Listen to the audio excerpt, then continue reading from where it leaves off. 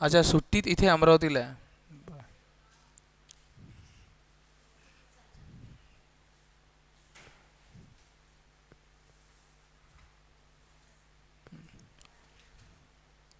Okay. Good evening parent. मैं again निर्मल sir आपका एप्टेट एजुटेक platform के आपका सभी का स्वागत करता हूँ. और आज का जो विषय हमारा चर्चे का या डिस्कशन का जो विषय है हमारा, आज हम बात करेंगे all about the NDA. NDA क्या है, कौन सी एग्ज़ाम है, ये क्या कॉलेज है या स्कूल है, इससे क्या होता है, क्या बनता है इंसान अगर आप एनडीए एग्ज़ाम पास हो जाते हो. तो विदर्भ में इसके बारे में जो अवेयरनेस है बहुत कम है.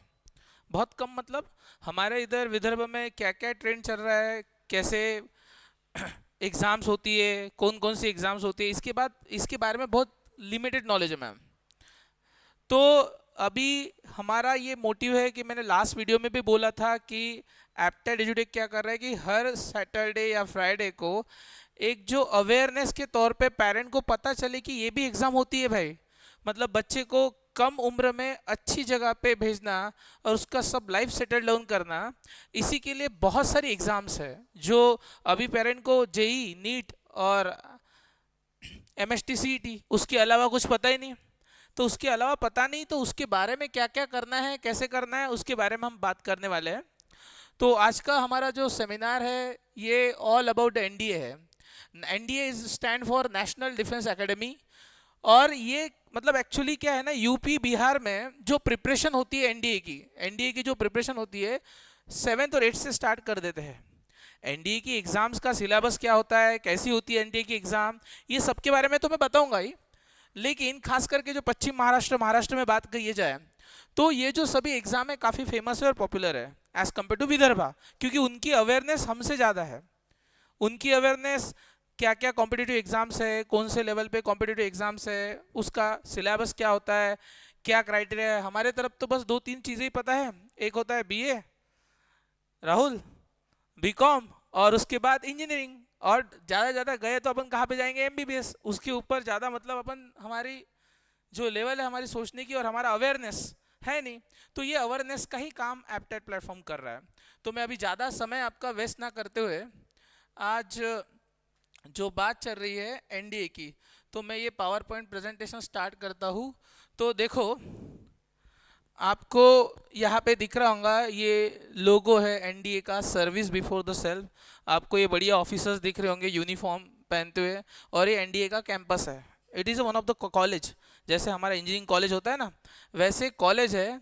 और ये कोई प्राइवेट कॉलेज नहीं है या कोई साधारण कॉलेज नहीं है जिसमें आपने सुना होगा आर्मी, नेवी और एयरफोर्स में.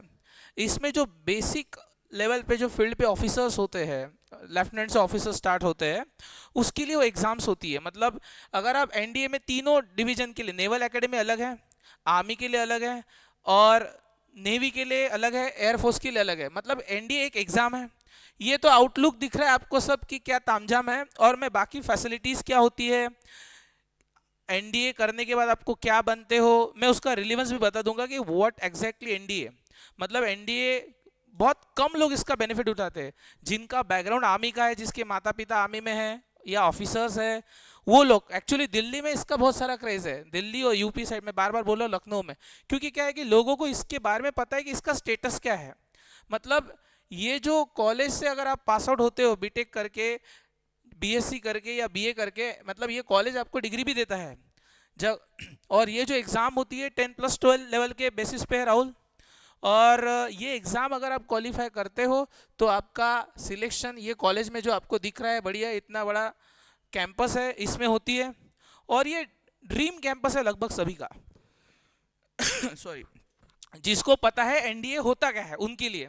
बाकी लोग तो यहाँ पे कर ही रहे, मगर मस्त जो भी चल रहा है उनका टाइम पास चल ही रहा है.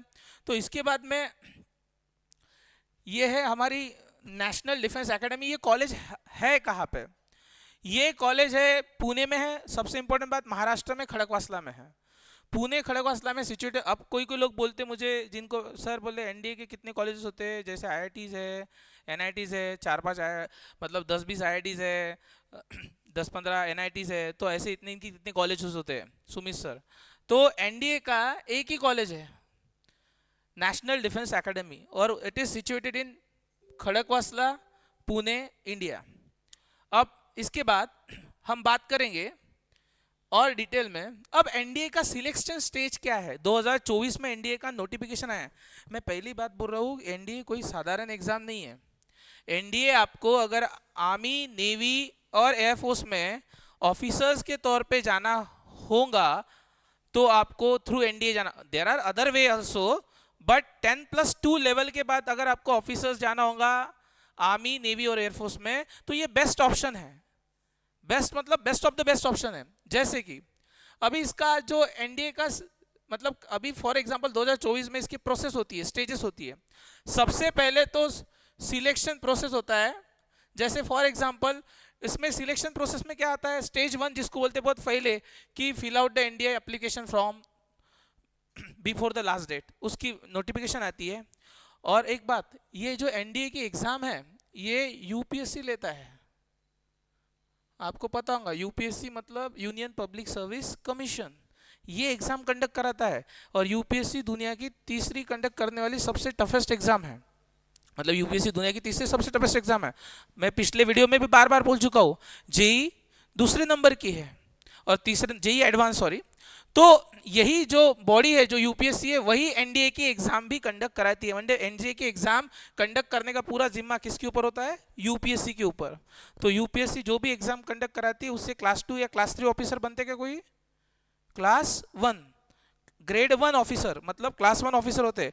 क्लास 1 मतलब पूरा तामझाम, बंगला, गाड़ी, नौकर चाकर, जो भी आपके दिमाग में आता है क्लास 1 ऑफिसर को देख के। जैसे कलेक्टर है, डिप्टी कलेक्टर है, डीवाईएसपी है। मैं बता रहा हूँ आपको कि क्या रिलीवेंस है। मतलब पेरेंट को तो पता ही नहीं, आधे पेरेंट हवे में मतलब जीते हैं। उनको बस क्या रहता है कि बच्चों को पढ़ाना रहता, कैसे भी पढ़ाओ, पैसे भर दो। कोई अवेयरनेस, मतलब ये करने से हमारा बच्चे का इंटरेस्ट क्या है, सही में उसका लुकआउट। अभी लगभग मैं बहुत से लोगों की काउंसलिंग करता हूँ, खास करके डिफेंस करियर के रिलेटेड। सुमित सर, उनको कोई ऑप्शन ही नहीं पता रहता। उनको लगता है आर्मी, नेवी, एयरफोर्स में जाना मतलब मौत है, बस वहाँ पे गोलियाँ ही चलती। भाई गोलियाँ नहीं, आर्मी में रिसर्च होता है, आर्मी में इंजीनियरिंग होता है, आर्मी के डॉक्टर्स होते हैं, वैसे नेवी के डॉक्टर्स होते हैं, नेवी के इंजीनियर्स होते हैं। तो उसमें भी आदमी जाके प्रॉपर लाइफ जग के घर पे वापस आता है। उनको लगता है कि बस मर ही जाएगा अपना लड़का ऐश्वर्या, जाएगा तो 2-3 शहादत ही होंगी। वो जो जो आप देखते हो ना, उनका अलग ड्रीम है, वो तो खून में होता है कुछ लोगों के, उनको वैसे ही पसंद है टशन लाइफ में। और जिनको नहीं भाई इंजीनियर बनो, प्रॉपरली यूनिफॉर्म है, वर्दी पे स्टार लगे हैं, वही सफिशिएंट है, बाकी ज़्यादा खेलकूद नहीं करना है। तो उनके लिए साइड डिवीजन अलग होते हैं आर्मी, नेवी, एयरफोर्स में। ठीक है, तो अभी स्टेज 2। अब स्टेज 2 क्या होती है? स्टेज 2 में आपका, जैसे आपने पहले क्या है भाई, कोई भी एग्जाम का तो आप फॉर्म भरोगे ना, तो ये पहली स्टेज 1 होगी आपकी। फिर स्टेज 2 क्या होंगी? स्टेज 2 में होंगी written exam. Written exam conduct क्या उसमें होता है? मैथ्स 300 मार्क का, और जीएटी मतलब जनरल एबिलिटी टेस्ट, ये होती है 600 मार्क की। कितने मार्क की होती है? 600। और ये 600 प्लस 300 मिला के क्या होते हैं? Total 900 mark. मतलब ये यहाँ पे बाय मिस्टेकली आ गया कि ये जो जनरल एबिलिटी टेस्ट है ये कितने मार्क की होती है? 600, और प्लस ये मैथ्स कितना हो गया? 300। तो ऐसे मिला के कितने मार्क? 900। तो ये 900 मार्क की एग्जाम होती है, 900 मार्क्स। अगर आप ये स्टेज 2 क्लियर कर लिए, इसको रिटन एग्जाम बोलते हैं। भाई चलो आपने फॉर्म फिलअप कर दिया सुमित सर, और आपने एनडीए की फॉर्म भरा था, एग्जाम को गए। एग्जाम में कितने पेपर थे? 2, एक मैथ्स और GAT general ability test. Total 200 mark की एग्जाम, आपका नाम आ गया मेरिट लिस्ट में कि ठीक है यू आर क्वालिफाई। इतने से नहीं होता, इसके आगे एसएसबी इंटरव्यू होता है। मतलब जैसे यूपीएससी में प्री होती है, मेंस होती है और इंटरव्यू होता है, 3 स्टेज है। तो ये जो है ना, उसकी ये समझ लो, प्री बोलो या इसको मेंस बोलो आप, इसकी एक एग्जाम हो गई है। इसके बाद जो है इंटरव्यू है, दुनिया की सबसे रिगरस, सबसे टफ, या सबसे आप बोलोगे कॉम्प्लिकेटेड टेक्निक, मतलब किसी आदमी को हायर करने के लिए या पर्टिकुलर ऑफिशियल को लेने के लिए है, तो है दुनिया के सबसे टफ एसएसबी। इतना तो हार्ड आईएएस का भी इंटरव्यू नहीं रहता है, जिसको हम कलेक्टर बोलते हैं, आईपीएस। आर्मी ऑफिसर, आपने मूवी देखी होंगी शेरशाह, कैप्टन विक्रम बत्रा देखी होंगी सबने। वो जो वो ऑफिसर है, 2 रैंक लगे उनके, is a officer, is a class 1 officer. तो अगर वो वैसी पर्सनालिटी बना रहे हैं तो उनका सिलेक्शन क्राइटेरिया भी इतना टफ रहेगा ना, क्योंकि वो हर किसी के बस की बात नहीं है. यहाँ पे तो आपली गाडी आपली माडी आणि आपल्याच त्यांची गोल साड़ी काम चल रहा है ना. मतलब अपनी ज़िंदगी में तो इसके अलावा कुछ है ही नहीं. अपन गोल अपने गाड़ी के मतलब यही सब खत्म है अपनी ज़िंदगी, यहाँ तक ही है. तो एसएसबी इंटरव्यू जो है ना, एसएसबी इंटरव्यू में क्या होता है, 5 दिन की प्रोसेस होती है टोटल. 5 to 6 डे प्रोसेस होती है. मतलब दुनिया का सबसे लंबा चलने वाला इंटरव्यू प्रोसेस. मतलब यूपीएससी का भी इंटरव्यू प्रोसेस कितने 40 मिनट चलेगा आपका इंटरव्यू, ज़्यादा ज़्यादा 1 घंटा. बहुत ही अच्छा लगा तो आदमी सामने वाला, और बहुत बोरिंग लगा तो उसको तुरंत भगा देंगे. लेकिन यहाँ पे आदमी को जज करने के लिए as a you if you want to join as a army navy and air force में ऑफिसर्स अगर जाना है तो आपको ये 5 दिन पूरे यहाँ पे बिताना पड़ेगा. मतलब स्टेज 1 स्टेज 2 अगर ये क्लियर हो गया, एसएसबी निकल गया, you are clear SSB, then you are send it to medical examination. मतलब आर्मी नेवी एयरफोर्स का मेडिकल बहुत अलग स्टैंडर्ड का लेवल मेडिकल रहता है. मैं अभी यहाँ पे ऐसा ओपनली बता भी नहीं सकता हूँ, स्टूडेंट को ही बताऊंगा. जो स्टेज 3 है ये है medical examination. All the candidate clear successful in the SSB interview. मैंने पहले बोला, मतलब ये थोड़ा सा मेसी हो गया क्या, रुको मैं थोड़ा ये गंदा हो गया लगता है, इसको मैं थोड़ा इरेज कर देता हूँ, मतलब आपको ध्यान में आ जाएगा. ऐश्वर्य ये क्या हो रहा है ऐसा, एक सेकंड. हाँ ओके ठीक है ओके थैंक यू. तो देखो कि जो भी इंटरव्यू ये जो दोनों जिन लोगों ने भी एसएसबी स्टेज क्लियर कर लिया है वो लोग किस पे जाएंगे, मेडिकल एग्जामिनेशन के लिए जाएंगे. और मेडिकल एग्जामिनेशन होने के बाद लगती है फाइनल मेरिट लिस्ट. कुछ लोग मेडिकल में भी कटते हैं, कुछ लोग तो अरे अपनी इधर हवा है, एनडीए करना है बस आर्मी में जाना है, स्टार वर्दी मूवी देख लिए सुमित सर, वो शेरशाह वेरशाह की बस आर्मी में जाना है. लेकिन वो अलग लाइफ होती है और उसका रुतबा भी अलग होता है, उसका स्टेटस भी अलग होता है. तो उनके लिए प्रिपरेशन क्या करना पड़ता है, कैसे बच्चे की मेंटल स्टेटस करना पड़ता है. बच्चा जब बनता है ना, अगर आप वो मूवी में भी देखा होगा तो उसका जो पैशन है वो छोटे मतलब उसका जो मतलब इंस्टिंग है उसने पहले सोच लेते कि अपने को क्या करना है. और इसमें इंस्टिंग वाले लोग रहते, गलती से आए हुए लोग नहीं रहते. आर्मी नेवी एयरफोर्स में उनको जाना ही होता है इसलिए आए होते हैं. बहुत कम रेशो होता है कि भाई चलो कुछ नहीं मिला तो गए, ऐसे तो मतलब नहीं के बराबर है. ऑफिसर्स की बात कर रहा हूँ. और ये जो एग्जाम है कोई आपको ऑफिसर्स बना रही, क्या बना रही है ऑफिसर. मैं पहले दिमाग में क्लियर कर दो. कुछ लोग पेरेंट बोलते फिर आमच्या पोराला भरती द्या लागेल काय, मग अरे मैं बोलता हूँ वो एग्ज़ाम भरती वाली नहीं है. वो exam as a class 1 officer, मतलब उसकी सैलरी लेफ्टिनेंट की कलेक्टर से भी ज़्यादा होती है. मतलब आर्मी के जो अलाउंसेस होते हैं सुमित सर, वो इतने ज़्यादा होते हैं ना कि जो बेसिक सैलरी है वो इतनी बढ़ के ज़्यादा हाइक हो जाती है कि अगर आप सैलरी पर्क्स अलाउंसेस फैसिलिटी की बात करो तो आर्मी ऑफिसर को कलेक्टर से भी ज़्यादा अलाउंस मतलब ये होती है, फैसिलिटीज़ होती है. और पावर तो देखो मत, अभी कलेक्टर की पावर डिस्ट्रिक्ट में है, उसकी पावर उसकी जगह है. तो दोनों में मैं कंपैरिजन नहीं कर रहा हूँ, दोनों अपनी जगह सही है. लेकिन मैं अभी एनडीए के बारे में बात करूंगा, ना कि सिविल सर्विसेज के बारे में. तो अगर आप फाइनल मेरिट लिस्ट में अगर आप सिलेक्ट हो जाते हो, फाइनल मेरिट लिस्ट में अगर आप क्लियर कर देते हो, तो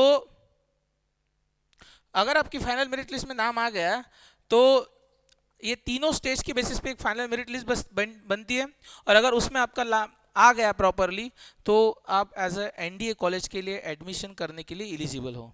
उसमें भी मेरिट लिस्ट लगती है अलग, इंडियन एयरफोर्स वालों की अलग लगती है, नेवल एकेडमी अलग होती है. मतलब एनडीए थ्रू एक एकेडमी, नेवल मतलब इंडियन नेवी के लिए, वहाँ स्पेशली वो एक एकेडमी है, मतलब उसकी एग्जाम एनडीए के थ्रू ली जाती है.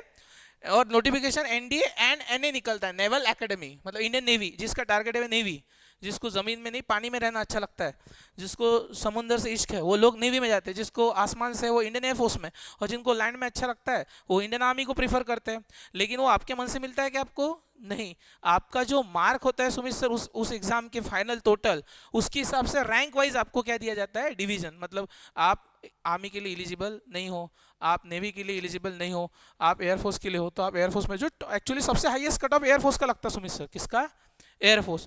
और दूसरा सबसे ज़्यादा लगता है नेवी, और थोड़ा कम कट ऑफ रहता है आर्मी का. ठीक है, तो ये तो हो गया एनडीए की सिलेक्शन स्टेज कैसे कैसे होती है, मैंने बता दी. अब इसके बारे में थोड़ा अपन डिटेल में सविस्तर चर्चा करेंगे कि अभी जो एनडीए एग्जाम पैटर्न है, मैंने पहले आपको डिस्कस किया है कि एनडीए एग्जाम पैटर्न है. क्या है एनडीए एग्जाम पैटर्न, उसमें मैथ्स है और जीएटी है, मैथ्स और क्या है, जीएटी. तो total number of question maths के कितने होते हैं, 120। और total number of question general ability test की कितने होते हैं? 150, मतलब ये टोटल नंबर, ठीक है। और मैक्सिमम कितने मार्क का पेपर होता है मैथ्स, इसके पहले भी डिस्कस, 300। और जीएडी कितने का होता है? 600। और ये 300 प्लस 600 मिला के कितना होता है टोटल? 900। मतलब ये आप समझ सकते हो। और मतलब आपको देख रहा होगा कि एक स्पेशल सब्जेक्ट तो मैथ्स के लिए है, मतलब ये 300 मार्क का पेपर, 300 मार्क का पेपर तो मैथ्स के लिए है। तो बच्चे का मैथ्स कितना अच्छा मतलब होना चाहिए। कुछ कुछ एग्जाम्स ऐसी है कि जिसमें सिर्फ मैथ्स, क्वांटिटेटिव एप्टीट्यूड, मतलब मैथ्स मतलब क्वांटिटेटिव रीजनिंग और इंग्लिश, इसके भरोसे निकल जाती है, और आपका बच्चा 10वीं के बाद ही खुद के पैरों पे खड़ा हो जाता है। मतलब पेरेंट को इतनी अवेयरनेस भी नहीं है कि जाके सेमिनार अटेंड करे या देखे, कम से कम लिंक आई है तो लिंक देखे, क्योंकि सब लोग, मैं पहले बोल चुका हूँ, अपनी गाड़ी वो अपनी माड़ी, उसमें गोल गोल घूम रहे, उनको अवेयरनेस नहीं है। वो बोलते कि जो हम कमा रहे, दिन भर घुमाते थे, बच्चों को ट्यूशन लगा देते, जाओ जाके पढ़ लो तुमको जो अच्छा लगे। बच्चे ही बताते पापा नीट करना है, बच्चे को ही नहीं पता रहता नीट, और सुमित सर पापा को तो पता ही नहीं, सवाल ही नहीं उठता। बहुत कम पेरेंट है कि उनके पास अवेयरनेस है। तो यही मोटिव चल रहा है कि अवेयरनेस पता चले विदर्भ में खास करके कि क्या है, कौन सी एग्जाम्स होती है। हाँ, अभी मैथ्स का टाइम कितना है दोनों का?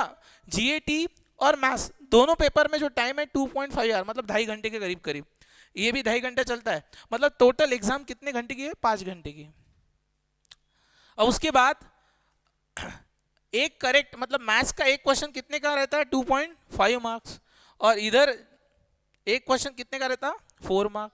मतलब आपको पैटर्न तो अभी समझ गया होगा कि क्या है, कि भाई मैथ्स पेपर है और जीएटी है, जनरल एबिलिटी टेस्ट। तो इसके बाद हम और डिटेल में जाएंगे कि जैसे कि ये जो एनडीए कॉलेज है, इसका मोटो क्या है। इसका मोटो, अभी जो भी आर्मी नेवी एयरफोर्स में है, जो भी डिफेंस में जाना चाहते हैं, डिफेंस फील्ड में जाना चाहते हैं, तो ये मोटो सर्विस बिफोर द सेल्फ आपके दिमाग में डाल दिया जाता है कि आप सबसे लास्ट हो, सबसे पहले नेशन है। सबसे पहले क्या है? नेशन है।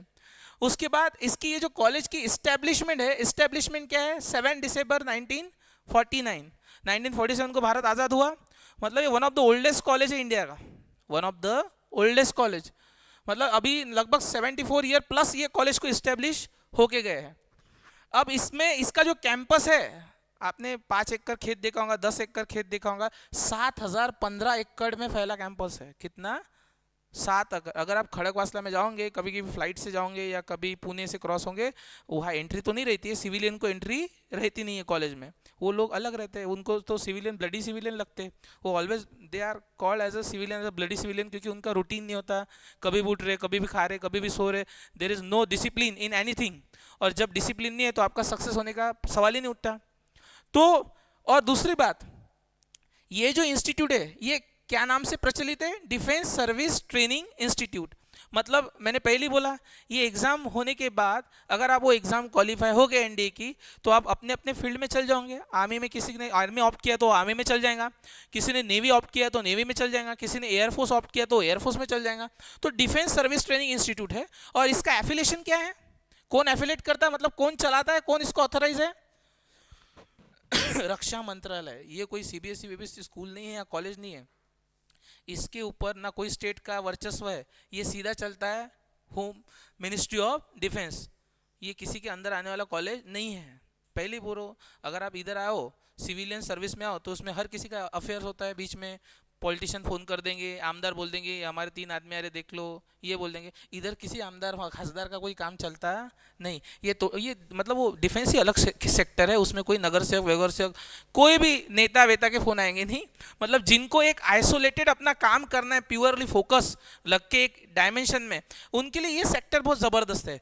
मतलब जिसको किसी की सुन के लेना पसंद नहीं है, बस मतलब खास करके पागल लोगों की। मैं ऐसा सभी पॉलिटिशियन को पागल नहीं बोल रहा हूँ, मैं एक बता रहा हूँ कि जिनको इंटरफेयर नहीं चलता अपने कामों में, वो लोग ये फील्ड को चूज कर सकते हैं। बाकी तो मैं इसके ऊपर और बोलूँगा।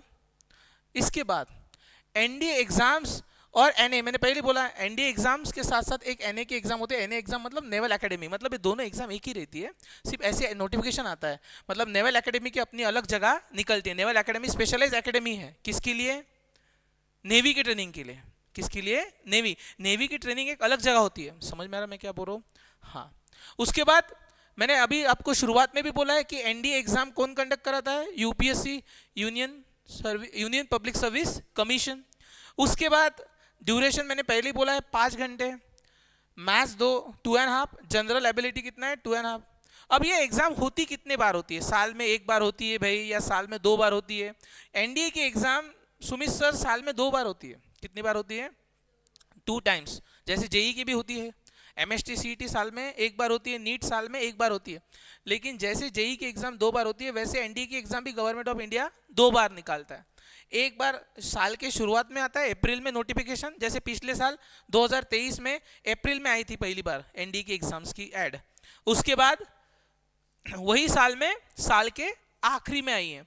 मतलब एनडीए एग्जाम जो है आपकी साल में 2 बार होंगी। और इसका नेशनल लेवल, मतलब एग्जाम लेवल कौन सा है? National level. इसमें ऐसा कुछ भी नहीं है कि भाई आप ये स्टेट के हो या वो स्टेट के हो तो एग्जाम नहीं देंगे, या कोई पर्टिकुलर स्टेट का एग्जाम देंगे। तो ये एग्जाम नेशनल लेवल की एग्जाम है, जैसी जेई और नीट है। जैसे एमएसटी सीईटी कौन से लेवल की एग्जाम है बेटा? आइडिया है एमएसटी सीईटी के बारे में? नहीं। एमएसटी सीईटी एग्जाम देखो, मतलब बच्चों को जो अवेयरनेस है, पेरेंट को, मैम आपको पता है?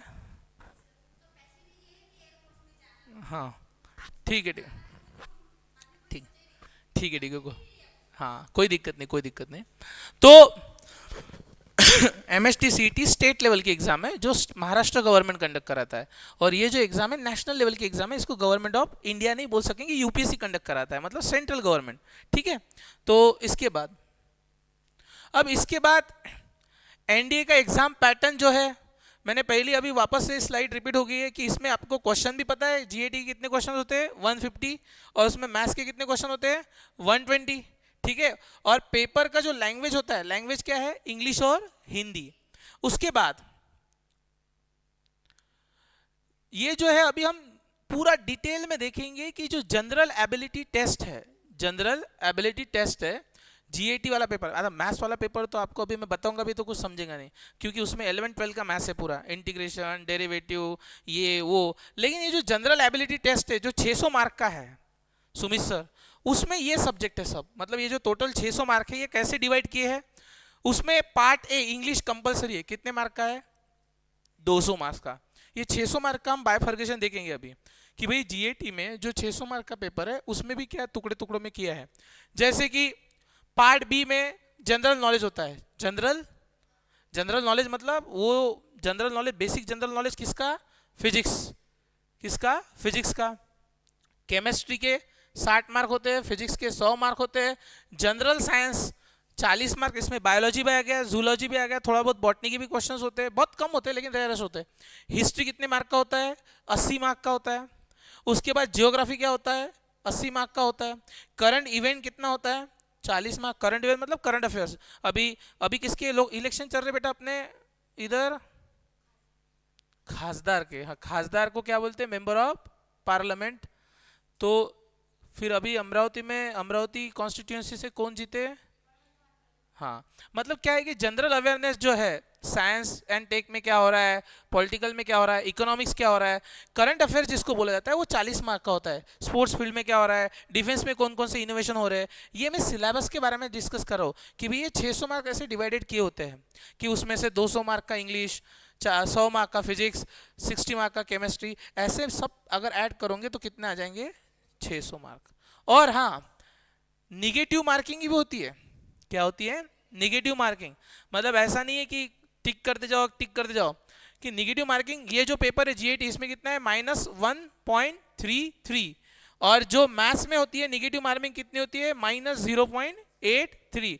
इसलिए जब भी आप पेपर सॉल्व करते हो तो उसका अवेयरनेस अगर आपको सही में आता है और आपकी मोस्ट प्रोबेबली आपको पता है कि मेरा आंसर सही है, तभी क्वेश्चन को क्या करना है? अटेम्प्ट करना है। अगर कुछ भी नहीं, बस जैसे गए और पुणे घूमना है या मुंबई घूमना है, उसके लिए बस जाना है इधर उधर और एग्जाम देना है। उसके एग्जाम के सेंटर्स भी होते हैं, उसके बारे में बाद में डिस्कस करेंगे। तो आपको अभी पैटर्न समझ गया होगा जीएटी का क्या है। उसके बाद ये तो हो गई एनडीए एग्जाम। अगर एनडीए एग्जाम, मैंने पहले बोला है, पहले हमने शुरुआत में देखा था कि एनडीए एग्जाम अगर क्वालिफाई हो गया, आप रिटर्न एग्जाम जिसको बोलते हैं, मैथ्स और जीएटी का पेपर आपका निकल गया, तो आपको क्या देना पड़ेगा? एसएसबी। एसएसबी क्या है? Service selection board. अभी मैं इसके बारे में जितना बोलूं उतना कम है। एक दिन में कोई आदमी एसएसबी के लिए प्रिपेयर होता नहीं। कुछ लोगों को महीने लगते हैं, कुछ लोगों को सालों लगते हैं, क्योंकि SSB is not any exam, it is your test of personality. आप सही में आर्मी, नेवी, एयरफोर्स जो आपने ऑप्ट किया, आपकी पर्सनालिटी वैसी है, एज ऑफिसर आपको जाना है, आदमियों को लीड करना है बैटल में, तो आपकी पर्सनालिटी वैसी है, तो उसके लिए ये प्रोसेस होता है। इसीलिए इतनी लॉन्ग और रिगरस प्रोसेस है सिलेक्शन की। मैंने पहले ही बोला कि एसएसबी लगभग 5 दिन की प्रोसेस है, 5 दिन ये चीजें चलती है। और अभी मैं आपको स्लाइड बाय स्लाइड हर चीज बताऊंगा कि हर दिन क्या होता है। जैसे कि फॉर एग्जाम्पल कि डे 1, जैसे 5 दिन का प्रोसेस है, तो ये डे 1 में जिसको बोला जाता है स्क्रीनिंग टेस्ट बोलते हैं, इसको क्या बोलते हैं? Screening test. स्क्रीनिंग टेस्ट मतलब क्या होता है? अगर कोई आदमी डे 1 में नहीं टिकता है तो उसको तुरंत वापस कर दिया जाता है। डे 1 क्लियर करना बहुत जरूरी है। मैं क्या बोल रहा हूँ, समझे क्या आप? डे 1 क्लियर करना बहुत जरूरी है। अगर आप डे 1 क्लियर नहीं करते हो तो आप बाहर, मतलब आपने जो इतनी बड़ी एग्जाम निकाली, आप एसएसबी को गए, वो सब पानी में। अगर ये पहला दिन अगर आपने निकाल लिया तो बचे आप 4 दिन के लिए रहते हो। अब देखो पीपीडीटी में क्या है, व्हाट, मतलब जो स्क्रीनिंग टेस्ट है उसमें क्या क्या होगा। अब देखो इसमें मैंने मेंशन किया स्लाइड में, in this process in which some potential candidate are pick up by some activities. मतलब ये प्रोसेस में होता क्या है, जो पहले दिन आते हैं कि बहुत सारे लोग आए रहते हैं जिनका सिलेक्शन हो गया, एग्जाम निकल गई, भाई आप आ जाओ एसएसबी के लिए, लेटर आ जाता है, तो उनकी कुछ एक्टिविटीज होती है, जैसे उनकी verbal and non verbal test लिया जाता है। और ये वर्बल और नॉन वर्बल टेस्ट के बाद सबसे इंपॉर्टेंट टेस्ट होती है पीपीडीटी की। पीपीडीटी मतलब क्या होता है? Picture personalisation and description test या डिस्कशन टेस्ट। मतलब क्या होगा कि देखो इसमें मैं अभी आपको बता दूं कि होता क्या है। कि पीपीडीटी में एक पिक्चर बताया जाएगा आपको, आपके आंखों के सामने, जैसे कि मैंने अभी बच्चा खड़ा है, मैंने और इसके सामने एक पिक्चर बता दिया, स्क्रीन चल रही है, जैसे ये स्क्रीन चल रही है, पिक्चर बता दिया, और ये पिक्चर बता दिया जाता है जाते जाते कितने दिन के लिए, कितने देर के लिए रहता है आपके आंखों के सामने वो पिक्चर? 30 सेकंड के लिए, 30 मिनट के लिए नहीं, 30 सेकंड के लिए, कि वैसे जैसे मूवी थोड़ी चल रही है, 30 सेकंड के लिए पिक्चर बताए जाते हैं। मैं आपको थोड़ा थोड़ा बता रहा हूँ कि हर एग्जाम के बारे में आपको आइडिया आ जाए कि क्या हो रहा है, हर स्टेज पे क्या हो रहा है, ठीक है। तो 30 सेकंड के लिए वो पिक्चर बताया जाता है, और 30 सेकंड के बाद पिक्चर चले जाता है। तो आपको क्या होता है कि आपको उसके बारे में पूरा लिखना होता है। पिक्चर पर्सनाइजेशन मतलब पिक्चर को पर्सनाइज करना पड़ता है, और डिस्क्रिप्शन टेस्ट होता है, और उसके बाद उसके ऊपर डिस्कशन करना होता है। मतलब पिक्चर्स जो देखा आपने, तो आपके दिमाग में वो पिक्चर देखने के बाद क्या आया, तो उसको कुछ समय के लिए उसको समय दिया जाता है और आपको लिखना होता है उसमें। ये साइकोलॉजी टेस्ट है। मैं आपको लग रहा है ये क्यों कर रहे हैं, ऐसे पिक्चर दिखा रहे हैं और आपको लिखने लगा रहे, इससे क्या फायदा होगा? देखो आदमी वही इंटरप्रिट करता है जो उसके दिमाग में है, उससे आपकी उसकी साइकोलॉजी पता चल जाती है। अगर मैं यहाँ पे एक बच्चे को पूछूं कि भाई उसका अभी इंटरव्यू है और वो इंटरव्यू उसके लिए बहुत इंपॉर्टेंट है और इंटरव्यू को जा रहा है, ऐसा पिक्चर दिखाया जाता है कि आप इंटरव्यू के लिए जा रहे हैं, ऑटो से एक पर्सन जा रहा है और सामने कोई एक्सीडेंट हो चुका है, और एक बहुत बुजुर्ग महिला है, ओल्ड एज सीनियर सिटीजन है उसका, और उसके साथ कोई भी नहीं है, तो व्हाट इज योर रिएक्शन? ऐसे कुछ रहेंगे पिक्चर्स में आपको। मतलब क्या होता है ना कि आप जैसे रिएक्ट करते हो वैसे आपकी पर्सनालिटी होती है। अगर आपकी पर्सनालिटी नहीं नहीं नहीं अभी मेरा इंटरव्यू बहुत इंपॉर्टेंट है, ये क्या है, बुढ़ी तो मरने वाली है, अभी वैसे भी मरने वाली थी, पहले मरेंगी, अगर ये आपका माइंडसेट है, तो आपका माइंडसेट क्या है? उनका जो मोटो है सर्विस बिफोर द सेल्फ, वो सही है क्या? आप उसमें बैठ रहे क्या? वो तो पहले बोलते खुद को बाद में सबसे आखिरी में रखो, पहले दूसरी की सर्विस करो, तो मतलब वो वही निकाल दिए जाते हैं। समझे क्या? मतलब आदमी की साइकोलॉजी पता चलती है उसके बिहेवियर से, तो बाद में पता चलती है, उसके लिखान से पहले पता चलती है। जब हम चेक करते हैं यहाँ पे एप्टेट में, यूपीएससी के बहुत सारे बच्चों का राइटिंग्स होता है ना, तो बच्चे का डायरेक्ट माइंडसेट पता चल जाता है कि कैसा है। इसीलिए क्या है ना कि मतलब ये क्यों कंडक्ट किया जा रहा है, क्यों एसएसबी दुनिया की सबसे हार्डेस्ट टफेस्ट सिलेक्शन प्रोसेस है, तो मैं इसके पीछे का रीजन बता रहा हूँ कि ये पहले दिन अगर कोई निकल गया तो आगे के 4 दिन वो रुकेगा। समझे क्या? ये पहला दिन निकलने के लिए पहले उसका माइंडसेट उस हिसाब से बनाना पड़ता है।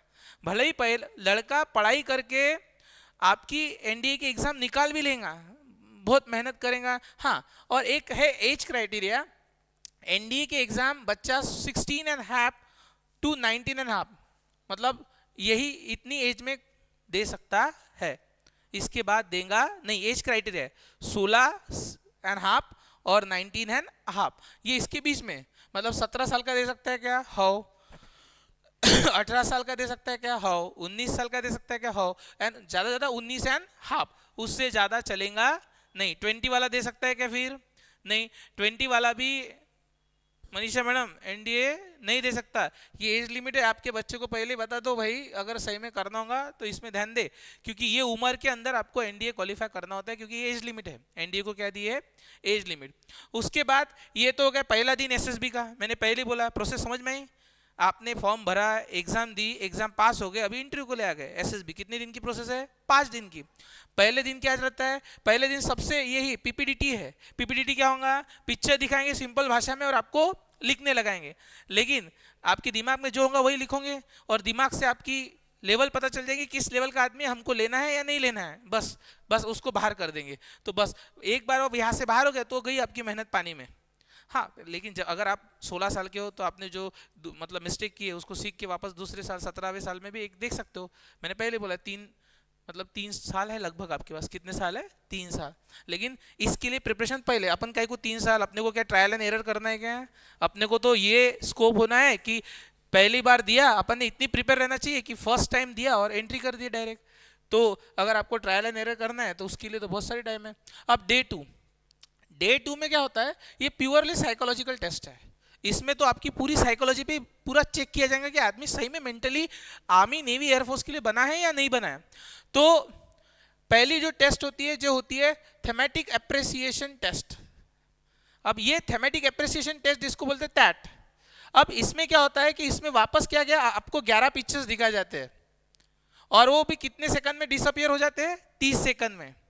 और candidate are write a story on this picture in a 4 minute. कितने मिनट दिए जाते हैं? 4 मिनट। और 11 पिक्चर ऐसे सामने चल जाते हैं आपके। 30 सेकंड रुका, वो चले गए, 30 सेकंड ऐसे एक के पीछे एक, और आपको सबके बारे में ध्यान में रखना है। मतलब आपका मेंटल रिटेंशन कैपेसिटी इतने फास्ट चीजें जा रही है, क्योंकि वहां पे आपको बैटल संभालना है, वहां पे आपको डिफेंस को लीड करना है। वहां पे कोई चीजें ऐसा थोड़ी है कि इतना आलसी काम चलता है कि वहां पे इफिशिएंसी बहुत ज्यादा है डिफेंस में। तो इफिशिएंसी ज्यादा है। यहाँ पे आपको देखा जाएगा कि बंदे ने 11 पिक्चर्स के बारे में कितना प्रॉम्प्ट और किस डायरेक्शन में लिखा है या नहीं। बाद में वही चीज है कि आपकी माइंडसेट उनके लिए उनके काम का है या नहीं। मतलब ये देख वही रहे। मतलब पहले दिन तो पीपीडीटी थी, picture personalisation and description test Manisha ma'am. अगर पहले, हाँ, और पहले दिन जो क्लियर नहीं हुआ वो सभी लोग घर पे। मतलब जो बचे हुए लोग हैं जो फर्स्ट दिन क्लियर कर चुके एसएसबी का, वो किसके लिए जाते हैं फिर? दूसरे दिन। और दूसरे दिन ये सब टेस्ट होती है। Thematic appreciation test, word association test. Word association test मतलब क्या होता है कि आपके स्क्रीन के ऊपर आपको वर्ड दिखा जाएंगे। 60 word will be shown back to back periodic of 50 second. मतलब 60 से ज्यादा भी वर्ड होते हैं कभी कभी। नॉर्मली 60 वर्ड बताए जाते हैं। 60 वर्ड, जैसे कि मैंने अभी बच्चे को बोला करेज, एक वर्ड है करेज। उसके बाद एक वर्ड बोला हैंडसम। अब मैंने अगर इसको करेज बोला और करेज के ऊपर वो क्या लिख सकता है? अब वो देखा जाएगा कि आपको 4 मिनट दिए जाएंगे और उसके ऊपर आपको सेंटेंस बनाने होंगे करेज को लेके। क्या लेके भाई? करेज को लेके, वो वर्ड को पकड़ के। इससे आपकी साइकोलॉजी पता चल रही है कि किसी के वर्ड को आप कौन से वे में लेते हो। कोई एक आदमी रहेगा पॉजिटिव भी ले सकता है, कोई एक आदमी रहेगा नेगेटिव भी ले सकता है, कोई एक आदमी रहेगा न्यूट्रल रहेगा। तो ये सब देखा जाता है। ये नाम ही है डे 2 का। ये सब किस में चल रहा है? एसएसबी में चल रहा है। ये सब खेल किस में हो रहा है? एसएसबी में हो रहा है। तो मतलब डे 2 में, जिसका नाम ही है साइकोलॉजी टेस्ट, पहली तो आपको टैट देना पड़ेगा। टैट के बाद वैट, और उसके बाद होता है मैंने जो बताया सिचुएशन रिएक्शन टेस्ट। अभी जो मैंने थोड़ी देर पहले बताया कि आपको कोई भी सिचुएशन दी जाएंगी कि भाई ऐसा ऐसा हो रहा है, बाढ़ आई है और आपके पास ज़्यादा रिसोर्सेस नहीं है, आपके पास 3-4 लोग ही आपके, you are the army officer and whatever, though you are the navy officers there, और आपको कुछ लोग फंसे हुए हैं और आपके पास कुछ ऐसे अवेलेबल रिसोर्सेस है कि जिसकी हेल्प से आपको वो निकालना पॉसिबल नहीं है। मतलब 100% चांसेस नहीं बनते, उसमें आपकी भी जान जा सकती है और आपके जो कलीग है उसमें, लेकिन उनको तो रेस्क्यू करना है। You are the navy officer. तो ऐसे में देखा जाता है, ऐसी सिचुएशन दी जाती है कि आप सिचुएशन में रिएक्ट कैसे करते हो। 2 लोग रहेंगे, एक तो जान दो, मरने दो, गवर्नमेंट को कहाँ पता चल रहा है, किसको कहाँ पता चल रहा है, अपनी ड्यूटी से अपनी बात मतलब जो है पीठ फिरा लेगा और निकल लेगा। लेकिन एक रहेगा कि करेज करके अपना भी सेफ्टी कैसे करेंगे और उनका भी। पहले तो अपनी तो लास्ट में, पहले बोले उनको सर्विस बिफोर सेल्फ, तो उनको पहले कैसे बचाएंगे और फिर बाद में अपन कैसे सेफ रहेंगे, ये मेंटालिटी कैसी है। तो ये सब देखने के लिए पूरा ये टेस्ट होती है सिचुएशन रिएक्शन, कि एक बंदा सिचुएशन में कैसे रिएक्ट होता है। पैनिक तो नहीं हो जाता। कोई कोई आदमी सिचुएशन देख के पैनिक हो जाते हैं, किसी ने कुछ बोला जल्दी उबल जाते। मनीषा मैम किसी ने थोड़ा सा भी कुछ पिन आउट किया तो पैनिक हो जाते हैं। मतलब क्या होता है ना कि जैसे ह्यूमन नॉर्मली कैसा एक्ट होता है 90 में, उसमें मेरा भी आ गया मनीषा मैम, ऐसा नहीं मैं अलग हूँ, मैं उसके ऊपर थोड़ा वर्क कर रहा हूँ जिसके लिए मेडिटेशन काम आता है। लेकिन अभी मेडिटेशन के बारे में बाद में बात करेंगे, अभी अपन चल रहे हैं एनडी की बात। तो इसमें क्या हो रहा है कि जैसे कि ह्यूमन नॉर्मली बिहेवियर है कि मुझे पता है कि ऐश्वर्या को थोड़ा कुछ अच्छा बोला, ऐश्वर्या चने के झाड़ पे चढ़ जाती है, थोड़ा कुछ गलत बोल दो तो और गुस्सा हो जाएंगे, मुंह फुला के बैठ जाएंगी, बात नहीं करेंगी, 2-3 दिन इग्नोर करेंगी। मतलब ये दिक्कत होती है आजकल। तो ये यहाँ पे देखा जाता है कि सिचुएशन रिएक्शन टेस्ट में क्या क्या आपके पोर्टफोलियो है, आप हर सिचुएशन में कैसे रिएक्ट करते हैं। एकदम तो एकदम बहुत ज़्यादा प्रेशर दे जाएगा तब आदमी रिएक्ट कैसे करता है, नॉर्मली घबराया होता है, परेशान होता है, किसी को कुछ और आड़ा टेढ़ा बोल देता है क्योंकि पहली परेशानी में और बोलते हैं और। तो ये सब देखा जा रहा है, आपकी साइकोलॉजी चेक की जा रही है। उसके बाद एक होती है सेल्फ डिस्क्रिप्शन टेस्ट, एसडीएफ, मतलब खुद के बारे में। अगर मैं यहाँ पे जो भी लोग बैठे हैं, जो भी बच्चे बैठे हैं, अगर मैं किसी को भी बोल दूं कि खुद के बारे में कम से कम 150 वर्ड लिखो, तो मुझे नहीं लगता कि कोई, और वो भी टाइम लिमिट में। पहले तो अपने को सोचना पड़ेगा कि मैं खुद में कैसा हूँ, मेरी क्या चीज़ें अच्छी है क्या बुरी है। इसको बोला जाता है SDF, SDT, self description test, खुद का ही डिस्क्रिप्शन। जैसे कि अगर मैं अभी बहुत सारे बच्चे आते हैं, जैसे एसएसबी के लिए 2 बच्चे थे असिस्टेंट कमांडेंट के लिए, मैंने उनको बोला था कि आप अपनी मम्मी के बारे में लिखो, write down about your mother in 150 words. उन्होंने अपनी मम्मी के बारे में वो 150 वर्ड लगाने के लिए 1.5 घंटा लिया। मतलब बच्चे को अपने मम्मी के बारे में, दूसरे के बारे में बोला क्या मैंने, नहीं, मैंने बोला उनके घर के मामले, मतलब जिसके साथ आप 20 साल से 21 साल 22 साल के हो, आप 21 साल जो माँ के साथ आपने गुजारे उसके बारे में आप 150 वर्ड भी नहीं लिख सकते, आपको सोचना पड़ रहा है कि उसकी कैरेक्टरिस्टिक क्या है, उसका नेचर कैसा है। तो इसमें ये जो है आपकी साइकोलॉजिकल इमेज ऑफ परसेप्शन ये बताती है। तो ये जो होता है सेल्फ डिस्क्रिप्शन टेस्ट। तो डे 2 में क्या क्या हो रहा है समझे क्या आपको। डे 2 में पूरी साइकोलॉजी आपकी चेक की जाती है, बंदा मेंटली फिट है क्या, क्योंकि एक हैंडीकैप आदमी आईएएस बन सकता, आईपीएस नहीं बनेगा। यूनिफॉर्म सर्विसेज में हैंडीकैप आदमी नहीं जा सकता है। For wearing the uniform army navy air force you should not only mentally fit but also physically. जो आदमी मेंटली फिट है वो आईएएस में चले जाए, आईआरएस बन जाए, बैंक में चले जाए। लेकिन यहाँ पे जो लोग रहते हैं आर्मी नेवी में, जो ऑफिसर्स होते हैं, अगर आपने देखे होंगे मेंटली भी फिट होते हैं और फिजिकली भी फिट होते हैं। तो ये था डे 2 का पूरा प्रोसेस। उसके बाद और इनका और ही अलग होता है। अब उसके बाद डे 3, डे 3 में क्या होगा, डे 3 में जीडी, आप सबको पता है ग्रुप डिस्कशन। एक टॉपिक दे दिया जाएगा, जैसे कि अभी लोकसभा इलेक्शन के ऊपर अभी हॉट टॉपिक चल रहा है कि मोदी गवर्नमेंट, अलायंस की गवर्नमेंट बनी, अब की बार 400 पार नहीं आए तो उसमें सरकार में स्टेबिलिटी क्या बनेगी, कैसे बनेगी। अभी एक टॉपिक चल रहा है विरोधी पक्ष नेता कौन होगा, अब बनेगा भी या नहीं बनेगा, क्या क्राइटेरिया होता है विरोधी पक्ष बनाने के लिए। बेटा क्या आपने सिविक्स में पढ़ा होगा, लीडर ऑफ अपोजिशन बोला जाता है उसको, क्या बोला जाता है, लीडर ऑफ अपोजिशन। तो क्या क्राइटेरिया लीडर ऑफ अपोजिशन बनाने के लिए, यू हैव एनी आइडिया। मतलब मुझे देखो, आपको सब तरह से टटोला जा रहा है। आपने इतनी बड़ी रिटर्न निकाल ली, उनकी 900 मार्क की रिटर्न निकाल ली अभी, और आपके साथ देख रहे हो कि भाई अभी ठीक है बेसिक अंडरस्टैंडिंग तो क्लियर है, लेकिन उनके लिए जो होना टेक्निकलिटी, फिजिक्स होना, मैथ्स होना, वो तो सब देख लिया उन्होंने। अब आदमी की पर्सनैलिटी चेक कर रहे हैं कि सही में हम उसको ऑफिसर बना सकते हैं क्या आर्मी नेवी एयरफोर्स में। तो बैठ जा बेटा। तो अभी क्या होता है कि ग्रुप डिस्कशन में जो भी उस समय का जो टॉपिक चल रहा होगा एकदम, और टॉपिक कुछ है जैसे कि अभी वुमन एम्पावरमेंट है, वुमन एम्पावरमेंट हर ग्रुप डिस्कशन में दिया जाता है। महिला सशक्तिकरण, मनीषा मैडम, और महिला पीछे क्यों है उसके बारे में बोला जाता है, उसके बारे में, ठीक है। और उसके बाद होते हैं जीपी। जीपी क्या है, group planning exercise. Group planning exercise मतलब क्या है, ग्रुप प्लानिंग एक्सरसाइज ये है कि कैंडिडेट को डिफरेंट टाइप के टास्क दिए जाते हैं। मतलब उसको कुछ चीज़ें दी जाएंगी, एक ऐसा सेटअप बनाया रहता है कि ये रिवर है, यहाँ पे पुल नहीं है, पुल टूटा पड़ा है, आपके पास एक फल्ला है, एक रस्सी है। मैं आपको ऐसा और इमेजिन करो कि ऐसा आपको फल्ला दिया गया है, आपके पास बहुत कम अवेलेबल रिसोर्स है और आपके पास टीम है, और टीम को उधर जाना बहुत ज़रूरी है। अगर उधर नहीं जाएंगे तो बहुत बड़ा नुकसान हो जाएगा आपका। मतलब उसमें आपके पास टीम के साथ आपको उनको लेके भी चलना है, और वो जो ऑब्स्टेकल दिया है वो भी क्लियर करना है।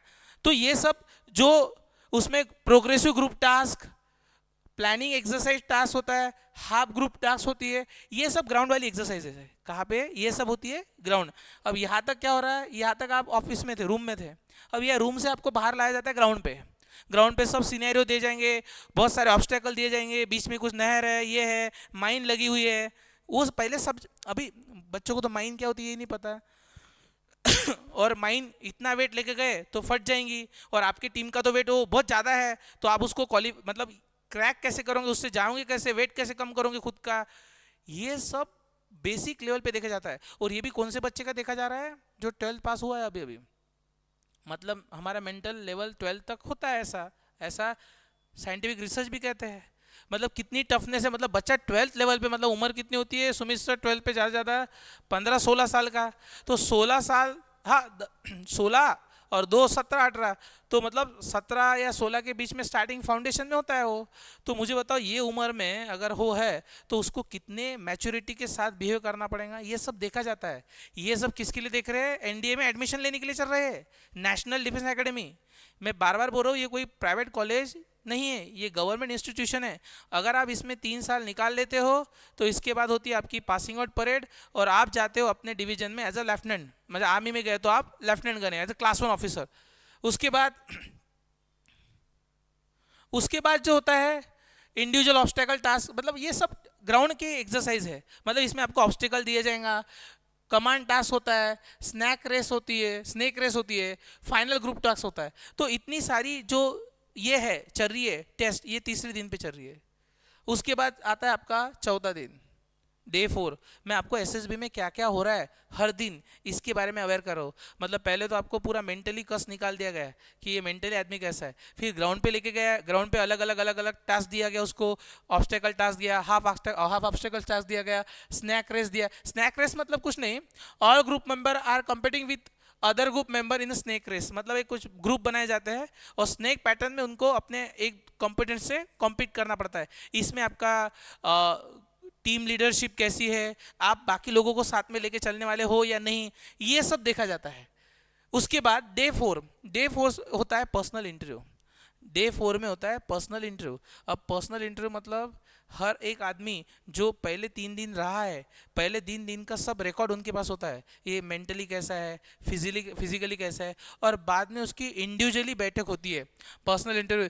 The officers can take your personal interview in this task the candidate face the SSB interviewing questions. मतलब इसमें जो कमांडिंग ऑफिसर्स होते हैं नॉर्मली वहाँ के, वो एक जनरल बंदे को बुला लेंगे, पूरा देख लिया भाई 4 दिन 3 दिन, इसको अभी बुलाओ, अभी 1-to-1 बात करते हैं, अभी 1-to-1 बात करते हैं, जिसको बोला जाता है पर्सनल इंटरव्यू। जो यूपीएससी में होता है, यूपीएससी में जो इंटरव्यू होता है प्री मेंस देने का, तो कौन सा होता है, पर्सनल इंटरव्यू। वहाँ पैनल मेंबर होते हैं और एक बंदा बैठा होता है। तो ये हो गया। और अभी डे 5 कॉन्फ्रेंस होता है। कॉन्फ्रेंस में मतलब बहुत सारे लोग बैठे होते हैं। कॉन्फ्रेंस से कोई एक आदमी की मिलती बनती है क्या, जिसमें बहुत सारे लोग बैठे, दिग्गज लोग, और वो आदमी को जज करते हैं। It is one of the type of interview process. मतलब जैसे पर्सनल इंटरव्यू होता है ना, उसके बाद भी छानने के लिए कि भाई कोई 1-2 आदमी होंगे, उससे कोई गलती रहेगी होंगी, तो और 4-5 लोग धुरंधर उस फील्ड के बैठे रहते हैं।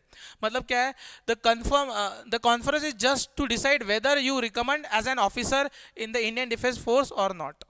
मतलब एक बार आप कॉन्फ्रेंस में चले गए तो कॉन्फ्रेंस में एक तो आप इन होंगे या आउट होंगे।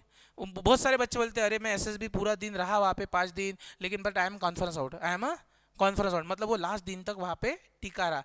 हाँ, बाय द सम डिफॉल्ट उनका जो फाइनल रिजल्ट बना उन हिसाब से वो एक तो कॉन्फ्रेंस इन होता है या कॉन्फ्रेंस आउट।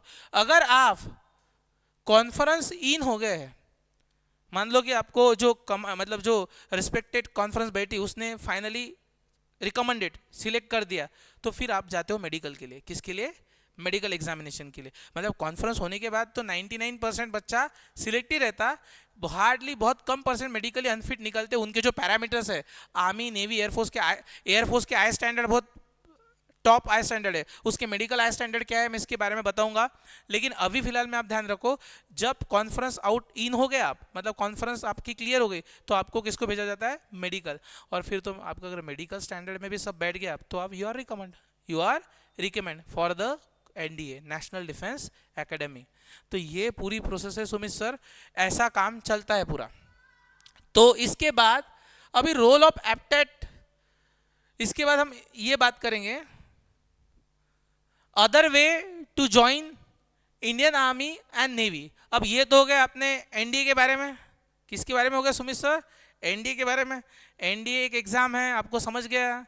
अगर मान लो कि किसी को किसी का बाय बैड लक बोलो या उसका कोई अदर इशू बोलो, उससे नहीं हो पाया, मतलब एनडीए नहीं क्लियर हो पाया, तो उसके बाद और दूसरे कौन से रास्ते हैं 10+2 लेवल पे, मतलब वही लेवल पे, मतलब 12वीं के बेस पे ही, मैं अभी आगे नहीं बढ़ रहा हूँ। जैसे एक एग्जाम होती है यूपीएससी कंडक्ट कर रहे थे जिसको बोलते हैं सीडीएस, कंबाइंड डिफेंस सर्विसेज, वो एग्जाम लेकिन आफ्टर इंजीनियरिंग दे सकते हो आप बीटेक के बाद, तो वो एग्जाम ग्रेजुएशन के बाद है। लेकिन अभी हम जो इस सेमिनार में डिस्कस कर रहे हैं वो सभी रिसोर्सेज किसके ऊपर है, 10+2 12वें बेसिस पे है।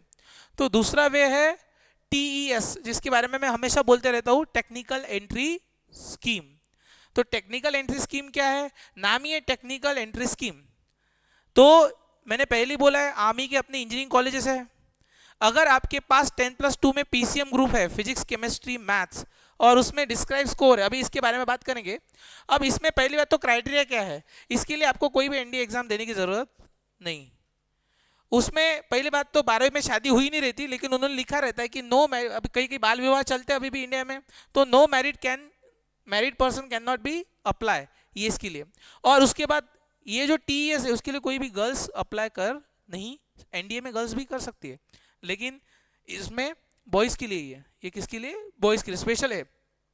इसके बाद अब देखो एलिजिबिलिटी क्या है, 2024 का नोटिफिकेशन भी आया है टेक्निकल एंट्री स्कीम का, तो इसकी एलिजिबिलिटी क्या बोला है, वही unmarried male candidate who pass 10+2 examination with minimum aggregate 60%, minimum marks कितना होना, किसमें, फिजिक्स केमिस्ट्री और मैथमेटिक्स। मैंने पहले बोला है कि पीसीएम सब्जेक्ट बहुत इंपॉर्टेंट है, कौन सा सब्जेक्ट, पीसीएम, टीएस के लिए ये होना बहुत जरूरी है, फिजिक्स केमिस्ट्री मैथ्स, वो आदमी टीएस के लिए क्या है, एलिजिबल है। अब बाकी तो सिटीजन ऑफ इंडिया होना चाहिए, सब्जेक्ट टू, ये तो इसके बारे में ज़्यादा बात मत करो, ये आपका कुछ काम का भी नहीं। अभी देखो एक दूसरी सबसे इंपॉर्टेंट बात रहती है, अगर कोई आदमी टीएस में एंट्री कर लेता है, टीएस में एंट्री कर लिया मतलब क्या हो गया, टेक्निकल एंट्री स्कीम में अगर आप सिलेक्ट हो गए, ये स्पेशल एडवर्टाइज आती है आर्मी की तरफ से, नेवी की, आर्मी की तरफ से आती है, तो इसमें अगर आप सिलेक्ट हो गए 10+2, तो आर्मी कॉलेज ऑफ इंजीनियरिंग में आपकी क्या करना पड़ता है, इंजीनियरिंग 4 साल की इंजीनियरिंग होती है, बीटेक, आपको जो स्ट्रीम में बीटेक करना है उस स्ट्रीम में वो बीटेक कराते हैं, और लेकिन कंडीशन रहती है कि आप जो 4 साल, अब आप तो खुश हो जाओगे, मैं तो टीएस टेक्निकल एंट्री स्कीम में एंट्री कर दिया, अब मैं, मेरी नौकरी पक्की है, आई एम बिकमिंग लेफ्टिनेंट, और आपने 4 साल में बच्चे की पहली तीसरे साल में ही शादी करा ली, उसने कम से कम आर्मी भी ज्वाइन नहीं करा दी, कि अभी खुश घर वाले पटाखे फोड़ रहे, सब फोड़ रहे, अरे आदमी टीएस में चले गया, आर्मी इंजीनियरिंग कॉलेज में चले गया, लेकिन आपके बॉन्ड पे ऐसा सुमित सर लिखा होता है, must be undertaking not marry that complete their full training. जब तक आप फील्ड में जाते नहीं हो, मतलब जब तक आप लेफ्टिनेंट बन के पासिंग आउट परेड होती है वो पास करके नहीं जाते, तब तक आप मैरिड में शादी नहीं कर सकते। मतलब उसके बाद तो एज लिमिट क्या है, अभी फिलहाल में the candidate should not be born before 2 July of 24 और 1 जुलाई ऑफ 2007, मतलब वही 16 से 19 जो एनडीए के लिए थी लगभग वही है, समझ में आया। तो इसके बाद हम बात करेंगे ये जो एग्जाम थी 10+2 लेवल पे टीईएस, इसके लिए जेई मेंस का भी स्कोर मांगा जाता है, किसका स्कोर, जेई मेंस का स्कोर मांगा जाता है। मतलब क्या क्या मांगा जाता है आपको ध्यान आ रहा होगा, तो 12 पे कितने परसेंट होना, एटलीस्ट 60 प्लस जेई में एडवांस का नहीं, किसका, मेंस, और हर साल का स्कोर अलग अलग होता है, वो हर साल का कट ऑफ अलग अलग लगता है। आप बोलोगे सर जेई मेंस में कितने मार्क लाना पड़ता है, तो हम आगे जाएंगे। मतलब एक बात तो क्लियर है, अगर आप एनडीए नहीं दे रहे तो क्या देना पड़ेगा, टीएस के लिए जेई देना पड़ेगा, और जेई वालों के लिए एक बेस्ट ऑप्शन है, जिनका जेई ठीक ठाक स्कोर मिला लेकिन जेई एडवांस नहीं जाना है, उसको इधर आना है तो इधर भी आ सकता है वो टीएस में, और इधर आया तो लाइफ तो पक्की है, नौकरी तो पक्की है, नौकरी पक्की होने के बाद क्या क्या पक्का होता है आप सबको पता है सुमित सर। तो ये जो टीएस है टेक्निकल एंट्री स्कीम है, इसमें आने के लिए मतलब मैक्सिमम बच्चे क्या होते हैं कि पढ़ाई कम होने के कारण जेई एडवांस क्लियर नहीं पाते हैं, लेकिन उनका जेई मेंस में रैंक अच्छा होता है, लेकिन उनको कोई बताने वाला नहीं देता, भाई तेरे पास और एक अच्छा गोल्डन अपॉर्चुनिटी बैठी है कि you can entry for TS technical entry scheme, उसके पीछे क्या लग रहा है, लेकिन वो पता नहीं होने के कारण ये सब मामला होता है। इफ यू स्क्राउंड बस टीएस टेक्निकल एंट्री स्कीम में आपका सिलेक्शन हो गया तो डायरेक्ट क्या बात है, एसएसबी इंटरव्यू बस। और आप देख रहे हो क्या उधर भी एसएसबी है, एनडीए के एग्जाम में भी एसएसबी है। मतलब एक बात ध्यान रखो, आपको डिफेंस में एज अ ऑफिसर्स जाना है, एज अ ऑफिसर्स, वो ग्रेजुएशन के बाद जाओ या 12 के बाद, आपको किसको फेस करना पड़ता है? ये पत्थर की, काले पत्थर की सफेद रेख बोलो या सफेद पत्थर की काली रेख बोलो, ये फाइनल है। If you want to join army, navy and air force as officer, you need to qualify SSB. मतलब टीएस के बच्चे को भी किससे जाना पड़ता है? एसएसबी। और एसएसबी क्लियर हो गया तो फिर वो अपने कॉलेज में चल जाएगा बीटेक के लिए। मतलब किस में, कौन सा कॉलेज रहता है, किसका कॉलेज रहता है? प्राइवेट थोड़ी है, किसका कॉलेज रहता है? इंडियन आर्मी का। You are getting my point? मैं अगले, मतलब, और एक तो बात ये आर्मी के लिए है। उसके बाद अगेन 10+2 लेवल पे एक एग्जाम होती है, जेई मेंस का स्कोर इसमें भी होना है, और वो होता है CES, कैडेट एंट्री स्कीम। जैसे टेक्निकल एंट्री स्कीम है, ये इतनी सारी एग्जाम्स है, लोगों को पता ही नहीं। और इसमें क्या है मुझे बताओ, अगर इज्जत से पढ़ाई कर ली 2.5-3 साल, तो आदमी जेई मेंस का भी स्कोर नहीं ला सकता क्या? ला सकता है, अगर थोड़ी भी उसकी इच्छा है तो। और अगर कुछ कम ज़्यादा भी हो गया, प्लस माइनस भी हो गया एडवांस में, अगर उसके बाद जेई मेंस का अच्छा स्कोर है तो वो टीएस के लिए अप्लाई कर सकेगा ना। और अगर उसने एसएसबी की अच्छी प्रिपरेशन करा ली, थोड़ी बहुत भी प्लानिंग से, 3-4 महीने पहले से अगर सीख लिया प्रॉपरली क्या करना है, कैसे बोलना है, कैसे रिएक्ट करना है, तो उसकी तो लाइफ बन जाएगी सुमित सर। पूरा मतलब उसका जो संघर्ष है आगे का जीवन का, वो पूरा नलीफा हो जाएगा। जिंदगी में संघर्ष तो कम नहीं होता है, कहीं भी जाओ संघर्ष होता है, लेकिन जो बेसिक है, फूड, शेल्टर, अन्न वस्त्र निवारा, उससे काफ़ी ऊपर चले जाएगा वो। तो ये हो गया कैडेट एंट्री स्कीम। उसके बाद अगेन कैडेट एंट्री स्कीम किसके लिए? लेकिन इंडियन नेवी के लिए। ये जो लोग होते हैं नेवी के कॉलेज में जाते हैं इंजीनियरिंग करने के लिए। ये जो टीएस वाले लोग होते हैं वो किस में जाते हैं? इंडियन आर्मी के कॉलेज में जाते हैं। इसके बाद अभी वैकेंसीज के बारे में बता देता हूँ थोड़ा। अभी लगभग 90 वैकेंसीज होती है, हर साल वैकेंसी बदलती जाती है, लेकिन मैं इस साल का डेटा बता रहा हूँ कि लगभग 90 वैकेंसीज है। और अगर आप टीएस क्वालिफाई कर जाए, तो मैंने पहले बोला टेक्निकल एंट्री स्कीम, जो एडमिट टीएस क्वालिफाई कर गया तो उसको किसकी डिग्री मिलती है? The candidate will be awarded engineering degree after the successful completion of final examination. मतलब वो आर्मी की इंजीनियरिंग कॉलेज में जाता है या नेवी की इंजीनियरिंग कॉलेज में जाता है, उसमें जब इंजीनियरिंग करेगा, 4 साल की इंजीनियरिंग होती है। लेकिन एक बात फिक्स होती है कि आपके बच्चे की नौकरी क्या है? पक्की। इसमें आपको डरने की कोई बात नहीं है। आप किसी को लगेगा इंजीनियरिंग में फेल हो गए तो, इंजीनियरिंग में नॉर्मली फेल होते नहीं, उनका ही कॉलेज होता है सब। मतलब अभी मैं ज़्यादा बात नहीं करूँगा। कैसा है कि आपको सिर्फ वो दिन निकालना पड़ता है, जेई का मेंस का स्कोर और एसएसबी, अगर वो है तो आपकी लाइफ सेटल है। ऐसे मेरे बहुत से ऑफिसर्स दोस्त हैं जो टीएस थ्रू गए हैं, बहुत से ऐसे दोस्त हैं जो एनडीए थ्रू भी गए। उसके बाद अब इंटरव्यू में, अभी इसके बाद जो फाइनल इंटरव्यू जो होता है इसमें वगैरह, तो candidate with PCM, physics, chemistry, maths, 60 mark.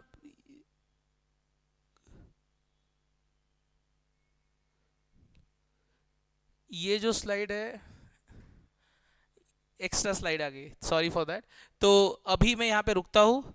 और हमने जो अभी बात की, अभी हमने डिस्कस किया खास करके टीएस के बारे में डिस्कस किया, टेक्निकल एंट्री स्कीम, और एनडीए के बारे में, है ना मनीषा मैम? एनडीए भी 10+2 लेवल पे एग्जाम है, और टेक्निकल एंट्री स्कीम जो है वो भी 10+2 लेवल के एग्जाम है।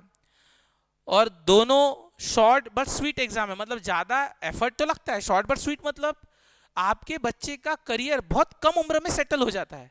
अगर आप उसको यहाँ पे इंजीनियरिंग करा रहे हो, आईआईटी में भी करा रहे हो, अभी आईआईटी का भी दिक्कत ऐसे आ रही है कि 30% लोगों को भी प्लेसमेंट नहीं है, लेकिन आईआईटी का अपना अलग जलवा है, मैं बात रहा हूँ, लेकिन इनका अपना अलग रुतबा है। तो हर फील्ड के अपने अलग अलग डायमेंशन है और प्रोज एंड कॉन्स है। लेकिन नॉर्मली जो पेरेंट का जो एक मोटिव होता है कि कम से कम एज में बच्चा अपने खुद लायबल हो जाए, सब चीज़ें खुद करने, तो इट्स द बेस्ट वे। और जिसको चाइल्डहुड ड्रीम है, जिसको सही में यूनिफॉर्म होना, अपने कंधों पे स्टार होना, इसके लिए सबसे बेस्ट एंट्री पार्ट है आर्मी, नेवी और एयरफोर्स का। तो होप आप सबको समझ में आएगा कि मैंने क्या बोला है, कैसे बोला है, और क्या क्या वेज है।